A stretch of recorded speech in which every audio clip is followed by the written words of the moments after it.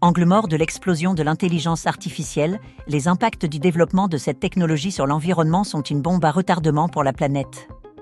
Un débat explosif, animé par la rédactrice en chef de la Tribune en région Sud, Laurence Bottero.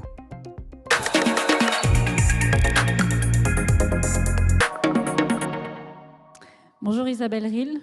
Bonjour. Vous êtes directrice du Paris Artificial Intelligence Research Institute et vice-présidente IA de l'Université PSL. Merci d'être avec nous. Et à vos côtés, le directeur général d'Equimetrix, Jean-Baptiste Bouzy. Bonjour. Bonjour. Alors on a eu une introduction avec un avatar qui a bien placé le décor. Est-ce que c'est un sujet explosif, l'IA et l'environnement? Est-ce que c'est un angle mort? C'est vrai qu'on a beaucoup parlé du numérique qui était consommateur d'économie, en tout cas d'énergie. On sait que l'IA génère aussi beaucoup de demandes en termes de données et donc forcément en termes d'électricité et d'eau pour notamment. Alors est-ce que l'IA, les progrès que l'on doit faire dans l'intelligence artificielle générative, est-ce que c'est un peu à contrario quand on demande d'avoir une planète qui soit respectueuse de son environnement? Ah oui, Isabelle. Alors, en fait, ça rejoint un peu ce qui a été dit juste dans la table ronde d'avant, qui était un peu sur le côté économique. Je pense que c'est à peu près la même chose sur le côté écologique. Il y a des technologies qui consomment beaucoup. Et effectivement, l'IA générative en fait partie. Mais il faut dans toute chose mesurer quel est le gain par rapport à l'usage. Et donc aujourd'hui, on est dans une phase qui, je pense, comprend deux volets différents, en tous les cas du côté académique, puisque nous, on est côté recherche. C'est des recherches maintenant sur avoir des technologies qui sont moins gourmandes, qui utilisent moins de données, moins de calculs, etc. Et ça, on en reparlera peut-être après. Et ensuite, chez certains de nos partenaires industriels, une envie d'aller vers l'IA, d'aller vers toute cette mouvance qui est tout à fait louable, mais qui doit s'accompagner d'une bonne réflexion sur à quel endroit est vraiment nécessaire une technologie pour que son coût soit raisonnable. C'est peut-être le métier, effectivement, de Jean-Baptiste de leur expliquer. C'est bien, vous faites le travail à ma Oui, voilà, merci Isabelle. Non, mais moi, je vais prendre peut-être mon métier, c'est de déployer des solutions d'IA à l'échelle pour notamment les grands groupes.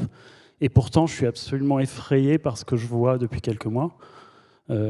Parce qu'on a une espèce de prophétie autorisatrice, comme quoi il faudrait mettre du generative AI partout. On avait déjà une empreinte du numérique qui était censée passer de 4 à 8% de l'empreinte carbone globale, et qui là, on a un effet rebond énorme. L'effet rebond, c'est quand les usages explosent. Et donc moi, je suis absolument effrayé par ça.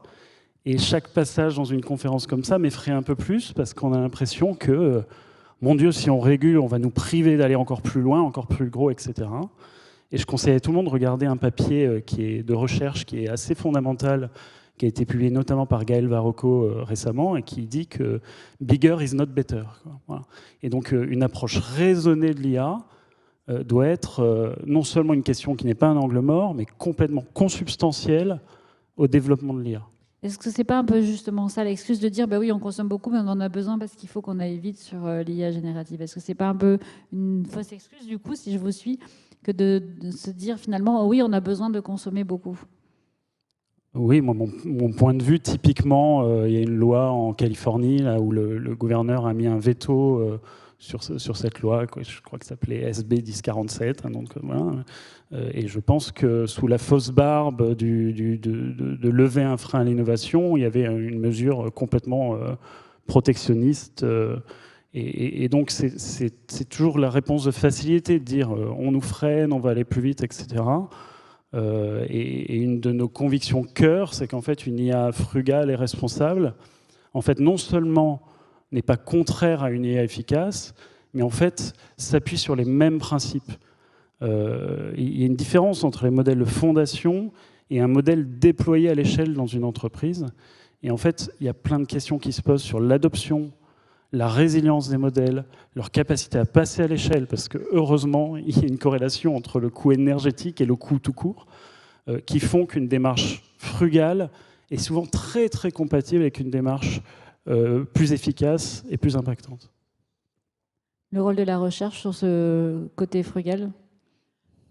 C'est une question essentielle, pour plein de raisons. Aujourd'hui, la course à plus grand, plus de données, plus de moyens de calcul, de toute façon, elle est perdue et elle est derrière nous. On a déjà, alors si j'exagère un peu, mais on a déjà quasi utilisé toutes les données qui étaient disponibles sur la planète pour entraîner. Et si on entraîne trop des modèles avec des données synthétiques, il y a des papiers qui montrent que ça collapse, il se met à faire n'importe quoi. Donc, on espère en tout cas que les techniques d'après, vous savez, en recherche, il y a toujours quelque chose qui est découvert, ça progresse en linéaire, et donc on est dans cette course-là au plus grand, et puis il y aura une autre rupture qui fera que ce sera une autre architecture, une autre manière de faire les choses, et qui ne pourra pas être plus grande parce qu'on a atteint la limite. Et donc c'est là-dessus que les chercheurs sont aujourd'hui, et donc effectivement vers quelque chose de plus raisonnable, de plus frugal, de plus maîtrisé. Est-ce que finalement ça veut dire aussi, on a déjà des données, hein, donc si je vous suis tous les deux, et c'est de dire de ne pas tout soumettre à l'IA générative. Je lisais aussi des éléments qui disaient, par exemple, aujourd'hui on va utiliser ChatGPT comme on utilise Google, et que finalement ça consomme moins d'énergie de poser une question très simple à Google et pas forcément à ChatGPT. Est-ce que c'est peut-être ça aussi qu'il faut avoir en tête et de ne pas en faire l'alpha et l'oméga? Alors ça, c'est à mon sens très très important. Aujourd'hui, on est face à des utilisateurs, alors entreprises ou monsieur et madame tout le monde, qui sont préoccupés par les questions énergétiques et qui ne se rendent pas compte de ce qu'ils font. On associe souvent la consommation de l'IA générative à l'entraînement. Alors c'est vrai, mais pas que. Si vous avez plusieurs milliards d'humains qui s'amusent à faire dessiner un chat avec une tête de lion et une queue de singe, ça consomme énormément pour rien. Et donc c'est très important d'éduquer, on a entendu le mot dans la table ronde précédente, d'éduquer les gens dès le plus jeune âge à utiliser chaque outil pour le bon usage. C'est ça ce que vous faites quand vous parlez de Source Grounded AI? Oui, je pense que c'est peut-être intéressant de partager la réalité des entreprises aujourd'hui. On oscille entre 10 et 20% de projets d'IA qui génèrent réellement de l'impact. Donc, il faut bien voir le gap entre toute la promesse qu'on voit dans la presse et la réalité des entreprises. Il y a beaucoup de questions sur ce qu'on appelle AI readiness, donc la capacité, notamment sur la qualité des données, mais aussi sur la maturité des systèmes informatiques à absorber les déploiements de ces modèles. Mais il y a aussi la disponibilité des modèles. Lancer des modèles, avoir lancé beaucoup d'inférences sur des modèles de Generative AI, en fait, tout le monde se bat pour les GPU en ce moment. Et puis, il y a ce coût et ce coût énergétique. Et donc, ça rend d'autant plus importante, si on était dans un monde de ressources infinies, ce serait facile de se dire, bon, on fait plus gros, etc. Mais de toute façon, et pour de multiples raisons qui sont là pour durer, il faut se poser la question de quelle est la juste excellence. Et donc, comment on ne sort pas l'arme nucléaire pour écraser une mouche? Et donc, c'est beaucoup de questionnements. Et donc, c'est une question de méthode aussi. Donc, je ne sais pas si vous voulez que je vous donne un peu la méthode. Mais oui, allez-y, bien sûr, développer la méthode. Voilà. Non, mais en très synthétique, c'est questionner l'usage. Et ça, c'est la même chose d'ailleurs que pour toutes les questions de sustainability. On peut dire, ah oui, le véhicule électronique va tout résoudre pour la mobilité. En fait, non, il faut questionner nos mobilités. Voilà, on ne va pas prendre autant la voiture et juste avoir des véhicules électriques, ça ne suffira pas, ça ne marchera pas. Et donc en IA, il y a une phrase un peu tarte à la crème qui dit le meilleur algorithme, c'est souvent celui qu'on ne fait pas. Voilà. Donc c'est questionner les usages. Le gros biais qu'on a aujourd'hui sur cette question, c'est qu'on parle beaucoup trop de productivité. Voilà. La productivité n'est pas la question, c'est comment recréer de la différenciation, de la valeur ajoutée, parce que pour la productivité, il y a déjà beaucoup d'outils et on n'est pas obligé de sortir du Generative AI pour tout. Voilà. La deuxième question, c'est une question de comment on design ces produits d'IA-là et donc comment on décompose la complexité pour justement réduire la taille des modèles, réduire les moments où on requête réellement du GenAI par rapport à d'autres algorithmes qui peuvent faire un bon travail. On parlait d'hallucination, il y a beaucoup d'algorithmes qui viennent en amont du requêtage d'un LLM quand on fait des modèles complexes. Et ça permet de décroître à la fois le besoin énergétique et le besoin du recours au Generative AI, mais aussi d'être un peu plus en contrôle de ce qui va sortir. vous venez de dire qu'il ne faut pas tout mettre sous le prisme de la productivité. Or, ce matin, on a beaucoup parlé de productivité en disant pour acculturer, par exemple, les petites entreprises, il faut bien qu'elles perçoivent l'intérêt d'avoir une productivité qui soit améliorée. Est-ce que ça veut dire qu'il ne faut pas avoir de double discours et pas promettre tout, mais dès le départ, de bien dire que c'est oui, adapté pour davantage de productivité sur certains exemples, et j'aimerais bien entendre Isabelle là-dessus. Oui, tout à fait. D'ailleurs, les économistes s'entendent sur le fait qu'une nouvelle technologie comme ça ne donne pas des gains de productivité tout de suite, c'est à très long terme. Et donc l'investissement, on a tellement parlé du fait que les entreprises allaient passer à côté de la vague, sans leur expliquer pourquoi, qu'il y a un petit peu une fuite en avant vers ces sujets-là, et qu'une entreprise qui fait très bien son boulot sans Generative AI, tant mieux pour elle. Donc là où ça peut apporter de la productivité, il faut absolument l'utiliser, mais il faut bien faire une étude amont et savoir ce qu'on fait. Il y a quand même beaucoup de hype autour du sujet qui laissent penser, qui promettent des choses qui ne vont peut-être pas se passer. Vous êtes d'accord quand vous êtes en contact avec les entreprises? Oui, est-ce que c'est un cas que vous rencontrez? Alors moi, souvent, j'arrive avec des COMEX qui ont reçu un dossier d'un grand cabinet de conseil en stratégie, quel qu'il soit, avec 50 à 100 use cases, etc., et qui sont là à se dire, mais par où on commence, comment on le fait? Et je pense qu'il faut se dire, prenons 2, 3 use cases, faisons-les bien. Effectivement, on peut prendre un cas de productivité qui va permettre de vulgariser. Alors, il faut bien choisir parce qu'il y a beaucoup de cas de productivité qui vont être commoditisés, donc directement disponibles dans les outils du quotidien déjà, que ce soit les outils Microsoft, Salesforce, Google, etc. Et sur ce cas-là, moi, je leur conseille de choisir des cas qui permettent de justement traiter la question de AI readiness. Donc des cas qui vont permettre de nettoyer la donnée en même temps qu'ils apportent quelque chose dans le quotidien et dans la facilitation du travail des collaborateurs. Ces cas-là ne vont jamais apporter les 30% de productivité que tout le monde clame comme ça. J'ai même des clients qui ont peur d'en parler à leur patron en disant « si je lui dis que ça va faire de la productivité, il va me dire de couper des têtes, de couper des postes ».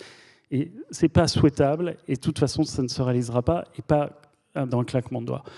Ce qui est aussi important, c'est de choisir des cas plus complexes, qui sont plus au cœur des processus de décision des entreprises, voire même qui créent de la différenciation, ou encore mieux, des cas qui préparent les business models à un monde, à quelque chose de plus soutenable. Voilà. Donc on peut en avoir un seul ou un duo comme ça, celui qui est critique aujourd'hui et celui qui prépare à des questions adaptées à un monde soumis à plus de contraintes environnementales. Et dans ces cas-là, cela réclame du design très très fin, et donc un équilibre entre beaucoup de spécificité, beaucoup de ad hoc, mais en même temps une capacité à passer à l'échelle. Et c'est cet équilibre-là, cette ligne de crête qui est dure à tenir. Il y a une question pour vous, Isabelle, c'est des instituts qu'on appelle les instituts 3IA, les instituts d'intelligence artificielle. Il y en a 4 en France. Il y a eu une seconde vague qu'on a appelée l'IA Cluster. Le rôle de ces instituts, qui sont pourtant très en lien avec les entreprises du territoire où ils sont implantés, est-ce que c'est aussi de porter cette différenciation? J'aime bien le terme qu'a employé Jean-Baptiste. Alors bien sûr, donc il y avait effectivement 4 instituts 3IA, maintenant il y a 9 clusters, donc le territoire est un peu plus maillé. Ce sont on va dire des centres de concentration de chercheurs en IA, donc dans les universités, les organismes de recherche, qui travaillent beaucoup en lien avec les entreprises dans chaque territoire. Et ces sujets-là sont bien sûr au cœur de toutes les préoccupations pour une question de respect de l'environnement, de valeurs, mais également pour des perspectives économiques. C'est-à-dire qu'aujourd'hui, il faut réussir à implanter ça partout. Et il y a une chose qu'on n'a pas encore dit, c'est qu'il y a de nombreux cas d'usage aujourd'hui avec des gains de productivité qui utilisent de l'IA, mais pas générative. On peut parler, par exemple, des automatisations, du contrôle qualité en fin de chaîne de montage de X ou Y, qui sont avec de la computer vision classique. Donc il y a tellement de choses à faire déjà. Donc ça, c'est notre rôle d'éducation. Et puis, il y a encore une fois le fait de trouver les meilleurs algorithmes pour demain. Et ça se fait à la fois par des gens qui travaillent sur de l'IA non générative, sur le fait de les rendre plus frugales.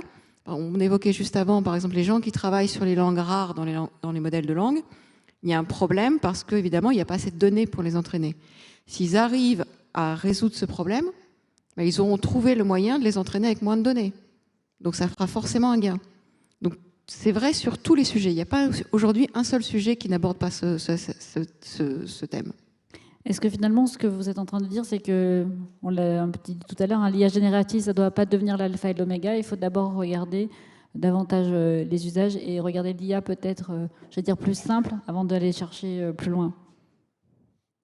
Ce qui compte, c'est les usages. L'outil, de la même façon, hein, toujours dans les discours au COMEX, etc., souvent, en ce moment, vu qu'on est dans la vague de la hype, il faut répéter que Generative AI n'est pas l'avantage compétitif.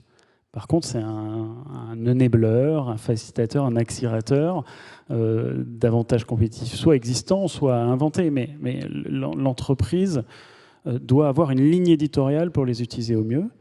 Et effectivement, il n'y a pas que de Generative AI. Voilà. Et sur Generative AI, comme le disait Isabelle, on atteint peut-être un côté asymptotique, on pourra toujours faire des modèles plus gros, mais les sujets de recherche et de recherche appliquée les plus importants sont dans leur application, dans la frugalité, dans l'interprétabilité. C'est vraiment des sujets qui sont fondamentaux, et aussi sur ce qu'on appelle l'IA des données, c'est comment on travaille sur la donnée d'entrée pour que les modèles soient plus performants, et parce que la donnée est plus qualitative, on lui donne plus de sens, etc. Peut-être le mot de la fin, Isabelle, sur ce sujet, de ne pas aller... On reste optimiste, sinon on changerait de métier. Parce que de toute façon, on n'a pas le choix, il faudra y aller. Comme je dis toujours, l'avantage qu'on a dans le public, c'est qu'on n'a pas les moyens d'acheter des GPU et des données, donc on est obligé d'inventer des solutions. Merci, c'est un message d'espoir, on va dire. Merci à tous les deux pour cet éclairage sur la consommation énergétique de l'intelligence artificielle générale.